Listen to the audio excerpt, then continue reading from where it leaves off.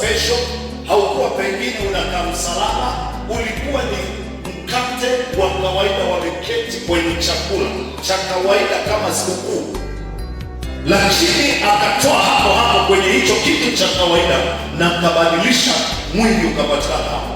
Sema huu ni mwili wangu. Mambo ya kiroho haya ya kiimani ni ajabu sana. Mambo ya watu wenye imani na watu wa Mungu huwa ni ya tofauti sana. Saa hiyo hiyo ukabadilika kuwa mwili. Kwa hiyo wanafunzi wake walipokea ule mkate, wanakula mwili wake. Bwana Yesu asifiwe. Akawaambia, huu ndio mwili wangu, twaeni mle, huu ndio mwili wangu. Nilitangaza siku fulani kwamba leo tungekuwa na ibada hiyo ya baraka sana.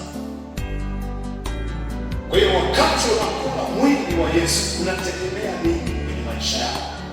Yesu, wewe unachangamana. Yesu anakuwa ndani yako na wewe ndani yake. Kwa hiyo kama kuna magonjwa ndani yako, lishwa nyama za watu, melishwa kwenye ugeni. Majuzi hapa nikawa safi. Kwa hiyo tunapokuwa katika ibada hii, tamani sana unapokwenda kuanza ibada hii kukawe na mabadiliko ndani yako ya kiungu.